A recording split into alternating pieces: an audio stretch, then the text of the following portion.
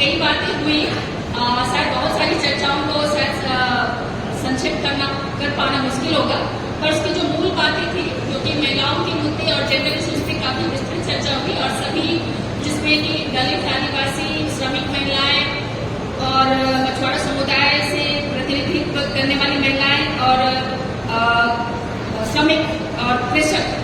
समुदाय की महिलाएं का प्रतिनिधित्व हुआ था, और विस्तृत चर्चा हुई थी। बहुत ही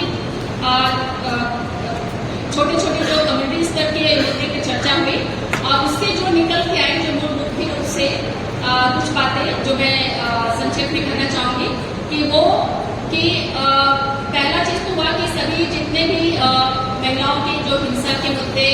चाहे वो पलायन है, घरेलू हिंसा है, जो यौनिक हिंसाएं हैं,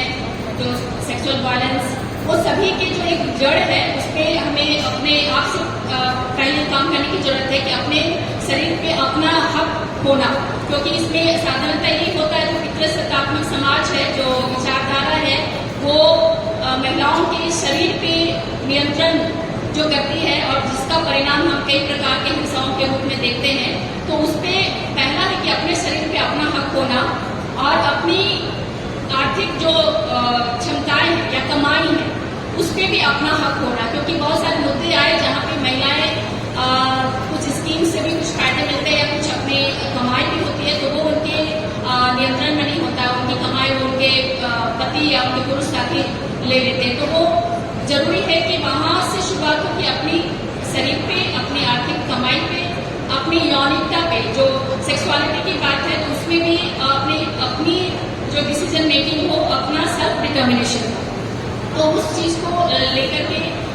बातें हुई। और दूसरा जो आदिवासी महिला दृष्टिकोण से जब बात हुई कि अपने सामुदायिकता, जो जल जंगल जमीन का जो हम लोग बात करते हैं स्वर्ण निर्णय का, तो उसमें जो सामूहिक अधिकार वे भागीदारी महिलाओं की भी हो, क्योंकि कई बार होता है कि जब व्यक्तिगत अधिकार की बात होती है तो उसमें ये बिना सामुदायिक अधिकार के अगर हमारा जल जंगल ही नहीं बचा है तो फिर हमारा व्यक्तिगत उसमें क्या रह जाएगा। तो वो उसमें प्रमुखता से कि पहले सामुदायिक अधिकार को बल दिया जाए, प्राथमिकता दिया जाए, और फिर हमारे जो व्यक्तिगत अधिकार, और फिर जो विचारधारा स्तर पे बातें हुई कि कई जो हमारे नारीवादी सोच है उस पर विस्तृत समझ बनाने की जरूरत है, खास करके जो हमारे जो ब्राह्मणवादी पितृसत्ता जिस तरह से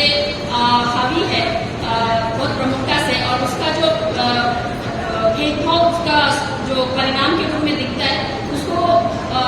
कम कर सके या समाप्त कर सके, उसके लिए जरूरी है कि इस विचारधारा में बदलाव हम कैसे ला सके, उसमें एक समझ कैसे बना सके, और जो जेंडर लैंगिक जो भेदभाव होते हैं उसके भी मूल में जो है वो समझ बनाने की जरूरत है कि वो अन्य सभी प्रकार के जो जेंडर पहचान के हैं,